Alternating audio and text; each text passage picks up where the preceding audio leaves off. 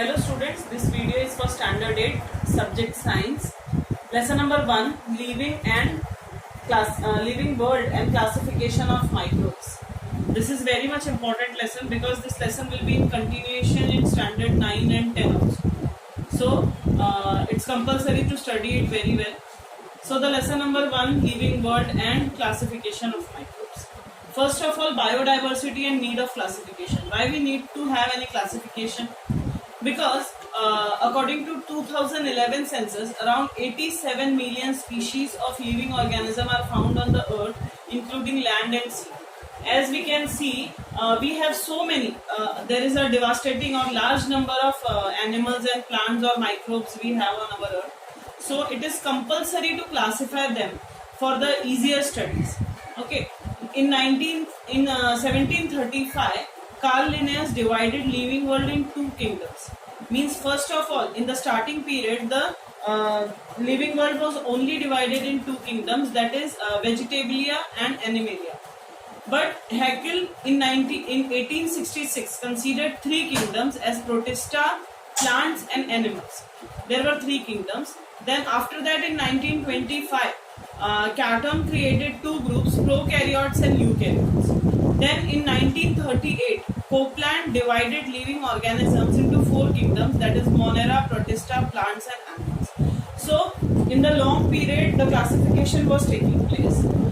After that, after all of that, during 1920 to 1980, one scientist, that is American ecologist, named as Robert Harding Whittaker, in 1969, he divided the living organisms into 5 groups, and those 5 groups were made according to the criteria for classification of living organisms. Means he chose some criteria, fixed characteristics, and then he classified all the living organisms in different groups. What were those criteria? First one, complexity of cell structure. First is complexity of cell structure. What does that mean? It means if there was any nucleus there in a cell or not. The presence and nucleus of specific cell organelles or nucleus is the basic of complexity of cell structure. According to that, the living organism was divided into two parts, that is prokaryotes and eukaryotes. See, in prokaryotes, there are no nucleus or no specific cell organelles. But in eukaryotes, all the specific cell organelles and also the nucleus is present. Then moving towards point number 2, that is complexity of organisms. Complexity, the complex word itself says us that there is some hard or some different structure are present.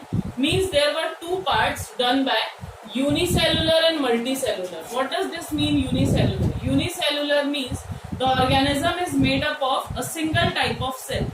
A single type of cell. So there is no presence of any specific cell organelle because it is made up of single type of cell. And also the second point is multicellular. What does this mean? Multicellular means different type of cells are combined together and the particular living organism is formed. So the first criteria was complexity of cell structure. Then the second criteria was complexity of organism. Then the third criteria was mode of nutrition. What does it mean, mode of nutrition? Means how, what is the process of taking food? In what way? How they are taking, preparing their food, or they are gaining all their nutrients. So according to that, the mode of nutrition, first part was plants. And plants, as you all know, plants are autotrophics because they have chlorophyll in themselves and they prepare their food with the help of process called photosynthesis. So the mode of nutrition was plants and it is autotrophic. Then the next one is fungi. Fungi are called as saprophytic. Why they are called as saprophytic? Because they absorb their nutrients from dead organisms. They do not prepare their own food. They depend on the other organisms, and that too dead organisms. They absorb all the nutrients they want from the dead organisms. Then the third part was animals. Animals, as you all know, it is heterotrophic. Heterotrophic means what? They prepare their food. No, actually they do not prepare their food.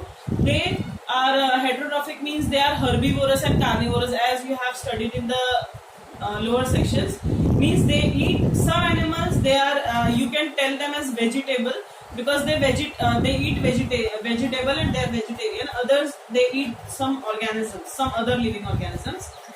So third point was the mode of nutrition. Now the fourth point was lifestyle. See, lifestyle. The fourth part was lifestyle.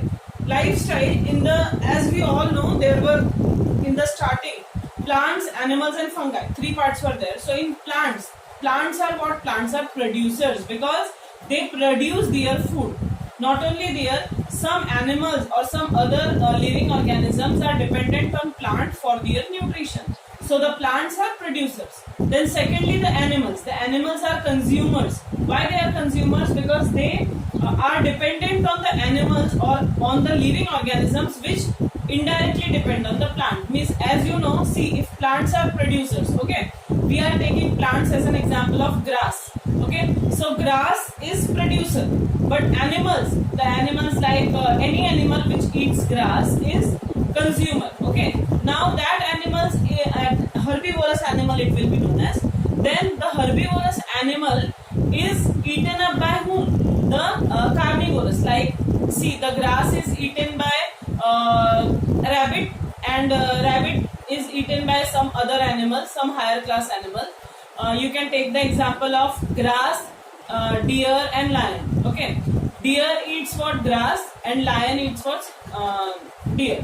So they are consumers. And the fungi. Fungi are the decomposers. Means they try to decompose all the actually living but dead or other animals or other living beings. So there were three types in lifestyle: plants, animals and fungi. Then the last point for the basis of classification was phylogenetic relationship. What is phylogenetic relationship? There is some relationship shown between prokaryotes to eukaryotes. First of all, we studied prokaryote, means they do not have any specific cell organelle, and eukaryotes have some. But they are not directly that some prokaryote has no cell organelle, but the eukaryote had all them. There may be some mediator position, means from prokaryote to eukaryote. Similarly, from unicellular to multicellular. What is unicellular? Unicellular is the living organism made by a single type of cell, and what are multicellular organisms? They are made up of different types of cell. So the correlation between, or the relationship between prokaryotic and eukaryotic, and similarly between the unicellular and multicellular. So these were the 5 criteria on which the classification of living organism depended. Then after that we are moving towards some kingdoms. Okay, as we all know that Whittaker had divided the all living organisms into 5 kingdoms. We were here, we had studied till here. See, living organisms are divided into prokaryotes and eukaryotes. Then prokaryotes are further divided into unicellular organisms. There is only unicellular organism because no specific cell organelle is present. And in such unicellular organisms, the first kingdom arises, and that is kingdom Monera. Then in eukaryotes, both the type of living organism can be there, unicellular as well as multicellular. When we go to the unicellular, the second kingdom, that is Protista, has arrived, and in multicellular they are divided into 3 kingdoms. The third is fungi, the fourth is plantae, and the fifth is animalia. So we got the 5 kingdom classification. The first one was Monera, the second one was Protista, the third one was fungi, the fourth one was plantae, and the fifth one was animalia. From these 5 kingdoms, in this chapter you are going to study about the first kingdom Monera, the second kingdom Protista, and the third kingdom fungi. This fourth kingdom, that is plantae, will be studied in the standard 9, and the final, the kingdom number 5, that is animalia, we are going to study in standard 10. So the half portion, that is kingdom 1, 2 and 3 are studied here, and also the microbes, because the lesson is including about the microbes. So we are moving toward, first of all, we are going to kingdom Monera. See, in kingdom Monera some activities also given, you can study it. For all the kingdoms and all the classes you have to learn the characteristics. Even if the questions are there in your exercise or not, you have to learn all the characteristics. The first characteristic of kingdom Monera. Monera kingdom, all the organisms are unicellular. As you can see, the kingdom Monera is of unicellular only. So all the animals are unicellular. The second one is, you have to understand actually some words here, because these words will be repeated in all the characteristics. Like the second is autotrophic and heterotrophic. Autotrophic, as you know, they are making the food by their own, or even if they are not making their food, means they are dependent on someone. Autotrophic. Then the third one is, these are prokaryotic cell without distinct nucleus, that is prokaryotic. So the the characteristics of Monera, two characteristics you can learn from this table only. They all are prokaryotes and they all are unicellular. So two characteristics are there. Then the third one was, means they are autotrophic or heterotrophic. This was the third. And to the second kingdom, that is Protista. Moving towards the Protista, the characteristics are, Protista are single-celled organism with well-defined nucleus enclosed in a nuclear membrane. As you can see, this kingdom Protista is among eukaryotes. So what is the special characteristic of eukaryote? Eukaryotes have all the cell organelles including the nucleus. So the first point is, Protista are single-celled organisms with well-defined nucleus enclosed in a nuclear membrane. The second second characteristic is, they have pseudopodia. What is mean by actually pseudopodia? See, for locomotion, 2-3 organelles are always given. First one is pseudopodia, second one is cilia, third one is flagella. These words you have to understand. What is pseudopodia? Pseudopodia means false legs.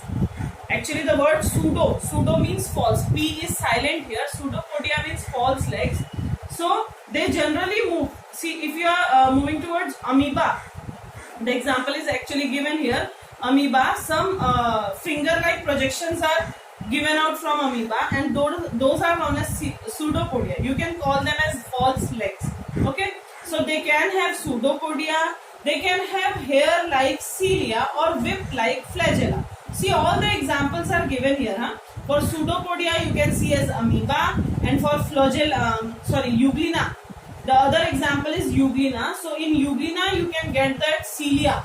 Cilia means always hair-like structure. You have to understand these 2 to 4 words. I am telling all the time this.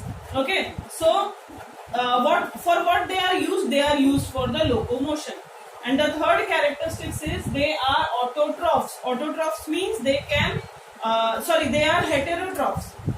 Autotrophs में examples are euglena, volvox, and why are they autotrophs? Because they have chloroplast and they can make their food by the process of photosynthesis. And the second part in that only, heterotrophs. Heterotrophs means they do not prepare their food and they depend on someone for their nutrition. And the examples are amoeba and paramecium. So both the types of, as you can see, both the types of mode of nutrition is there in Protista.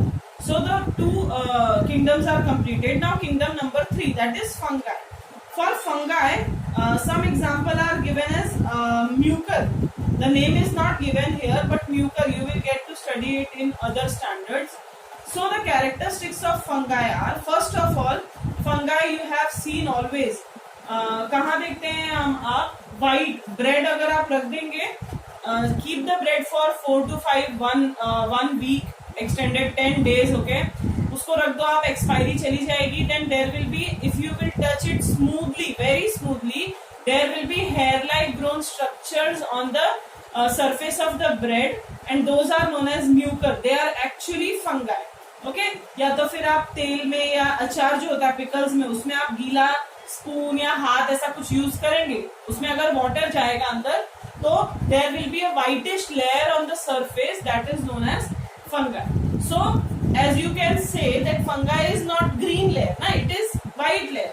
So because it is not green, it is not autotroph. They cannot produce their food. So the characteristics of fungi, our first characteristic is it is non-green, it is eukaryote, it is heterotrophic organism. Because they are not able to making their food, obviously they will dependent on some other organisms. Okay, so non-green, eukaryote and heterotrophic, the first characteristic. Then the second characteristic is most of them are saprophytes. What is mean by saprophyte? The other statement is given. They feed upon decaying organic matter. The organic matters which are getting decayed, and they decay them and get their food from them. So they are saprophytes. Then the third characteristic is their cell wall is made up of tough and complex sugar called chitin, whatever you want you can tell it. Means it has the cell wall, and the cell wall is tough, very hard cell wall made up of what? Complex sugar, which is named as chitin. Okay. Then the fourth characteristic is some fungi are thread-like and many nuclei are present in the cytoplasm. As already I told you that in mucor or in the fungi, hair-like projections are there. So these are thread-like and their nuclei are present in their cytoplasm. Now what is cytoplasm? When we are going to study about the plant cell and animal cell, there are some jelly-like structure, some semi-fluid you can tell us. Some semi-fluid substance is present in the cell body, which is known as cytoplasm. In the cytoplasm, all the cell organelles are spread out. So some fungi are thread-like and many nuclei are present in that cytoplasm. So what are the examples? The examples are baker's yeast, asparagus, that is fungus or corn, you can tell them, as penicillium, mushrooms. These are the examples. Means you have to study the characteristic with the example. Okay. Then, so in this way, 3 kingdoms are studied in standard 8. Then kingdom number 4, that is plantae, will be studied in standard 9. And then the kingdom number 5, that is Animalia, we will study it in standard 10. Okay. So moving towards the classification of microbes, there are 2 words now, living world as well as microbes. So now we have studied about this, how the living organisms are divided into kingdoms, and now we are proceeding towards the classification of microbes. So microorganisms, as we have all studies that all the microorganisms may be harmful or harmless, that lesson will come to you afterwards. But classification of microbes is a very good study. See, to study microbes is really difficult because they are so small units, and for their counting of measurement, one unit is used as mu. This symbol is there. See, in this form, it is actually S. Okay. Some mu word is used, and it is used for the measuring them, and it is very small unit. It is less than millimeter also. So the unit is very small. So there are, as you can see, microorganisms are also divided into prokaryotes and eukaryotes. Again, prokaryotes which do not have nucleus or specific cell organelles. Then the eukaryotes which have the specific cell organelles with nucleus. And the first part in prokaryote, that is bacteria. Only bacteria is there. And in eukaryotes there are 3 different type of microorganisms, that is protista, fungi and algae are present. So first of all, we are studying about bacteria. Some characteristics are given here. Obviously they are unicellular because they are already included in prokaryotes. No, they do not have any specific cell organelle. So they are unicellular and independent parasitic organism. What is meant by parasitic? The organism which depend on someone other for their nutrition or their hold, then they are known as parasitic organisms. Then sometimes the bacteria together form colonies. What is meant by colonies? They collect at a single place and too many bacteria are there and they form a single colony. Then the second characteristic is bacterial cell is prokaryotic with cell wall but distinct nucleus or cell organelles are absent. Means they are having cell wall. Bacteria are having cell wall, but inside the cell wall, there is no distinct nucleus or other cell organelles present. So the third characteristics is they reproduce by simple binary fission. See, these processes you have to just learn them because the binary fission or the fission will come to you in the next standard, in standard 9. So they reproduce what you mean, you know what is meant by reproduction. They are producing same type of organisms by themselves. So but the process is binary fission and it will be there in your next standard. So the fourth characteristic is in favorable conditions, bacteria grow vigorously and can double their number in 20 minutes. See, bacteria grow very, you can tell is very fast or vigorously. Vigorously means what? Fast. Okay. So bacteria grow very vigorously and can double their number. Means if 4 bacteria are there, after 20 minutes there will be 8 bacteria. So 20 minutes they are doubling. So to the next one. Next microbes we are going to protozoa.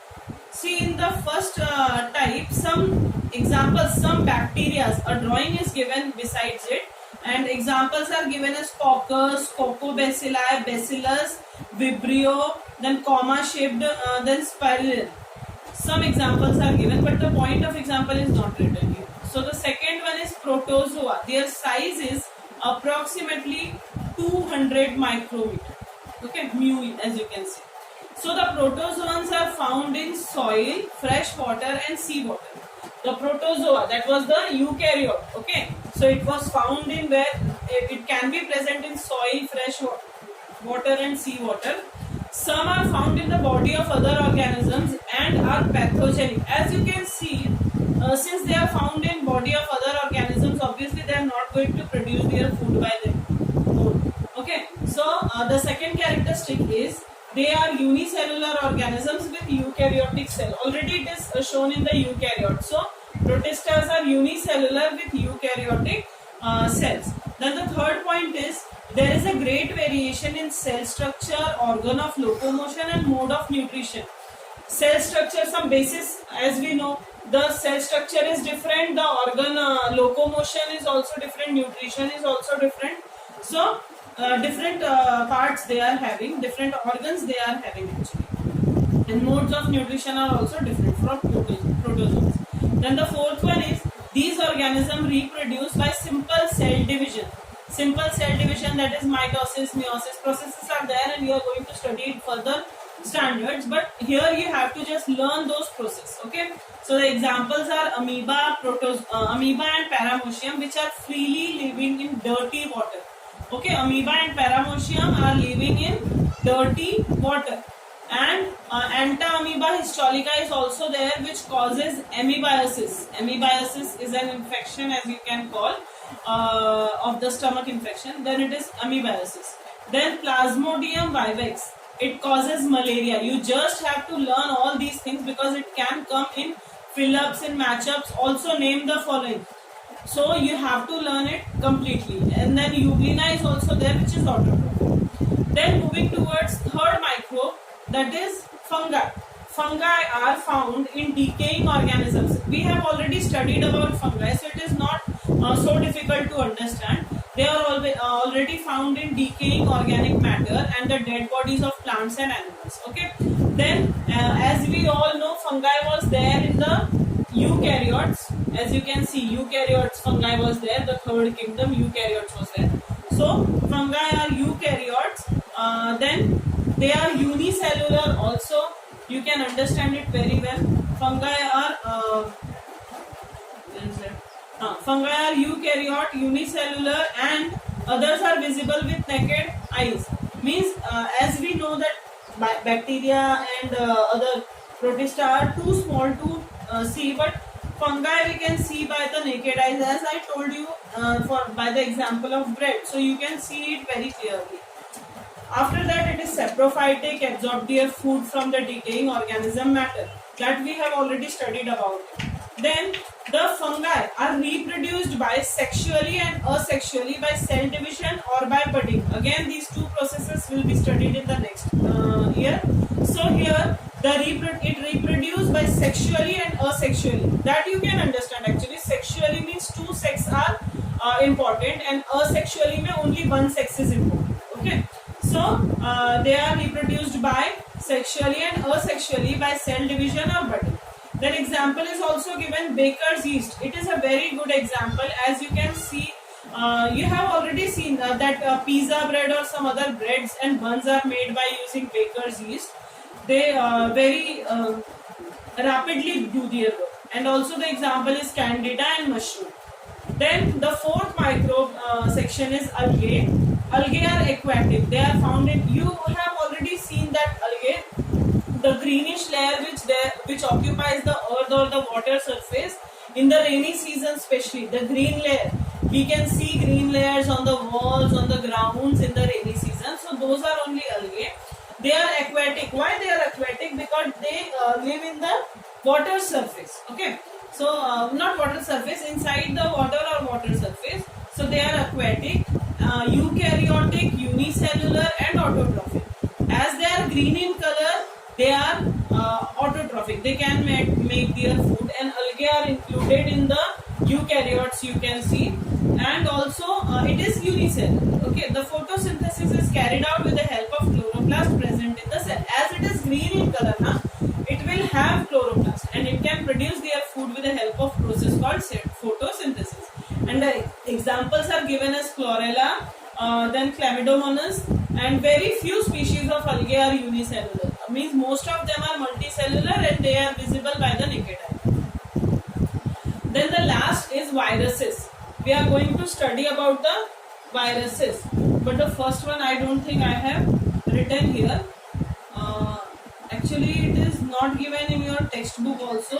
There was a picture, there was a figure 1.6 classification of microorganism on page number 3. But there were only 4 types given. But in the writing section, it is shown with the 5th one also, viruses. So, viruses generally they are not considered as living organisms, hence they are not included here. But they are said to be organisms at the edge of living and non-living. So they are studied under microbiology. Means they are not included here, but they are studied under microbiology. You would generally have heard the word viruses. Viral fever is there. Some virus is going on.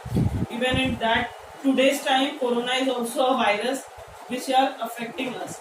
So viruses are there. They are the organisms at the edge of living and non-living. Okay. So they are studied under the microbiology. The first one is characteristic of the virus. It is extremely minute. Means they are 10 to 100 times smaller than the bacteria. Bacteria itself is very small. But the viruses are already means 10 to 100 times smaller than the bacteria. So they can only be seen with the electron microscope. See, compound microscope is there and electron microscope is there. If the organism is too small, then we have to study it under the electron microscope. Okay. So the second characteristic is they are found in the form of independent particles. Viruses are long molecules of DNA. You are going to study this DNA in standard 9, maybe in standard 8 also. But the full form of DNA and RNA you have to learn. DNA's full form is deoxyribonucleic acid and RNA's full form is ribonucleic acid. They are covered by a protein coat. We are going to study it further, but it is very much important to learn it right now. Then the third characteristic is viruses survive only in living plants or animal cells and produce their own proteins with the help of host cell. What is host cell? The cell on which they are growing. And create with numerous replica. Replica you can call as Xerox. Okay. See, as it is shown in the side, some tomato wilt virus is shown in page number 4, 1.8 figure. So they produce their replica, means they produce same type of their Xerox, as you can say. So viruses survive only in living plants or animal cell or produce with their own proteins with the help of host cell and create numerous replica. Then they destroy the host cell and become free. First of all, they take whatever they want from what? From the host cell. And when they are they get all the nutrient, they just hold that. They just leave the host cell and destroy it. These free viruses again infect the new cell. When they leave the first cell, then they move toward the other cell and infect them. So viruses cause many diseases to plants and animals. They are really harmful. The lesson you are getting is useful and harmful bacteria. In that you will come to know that viruses are actually very much dangerous or harmful bacteria. Some information is given on page number 5, the section Do You Know? It is upside of the page. Some viruses are given. See, human poliovirus, influenza virus, these are affected to the human. And HIV virus is also there. HIV virus that is responsible for disease AIDS. the name AIDS, all of us will know. The human are having the viruses like polio virus, influenza virus, then HIV/AIDS virus. Okay. Then cattle. What is cattle? The animals like what you can call as bull, then cow, then all these cattle. They are having picorna virus, and which are dangerous for them. The plants like tomato wilt virus. Its picture is already given in page number 4, the last on the bottom side. Then tobacco mosaic virus is also there. Then in bacteria section, bacteriophage, the viruses which attack the bacteria, so they are also present. So you have to learn this. It will come in the match the following. Okay. So in this way, the lesson number 1, that is living world and classification of microbes, is completed. Thank you.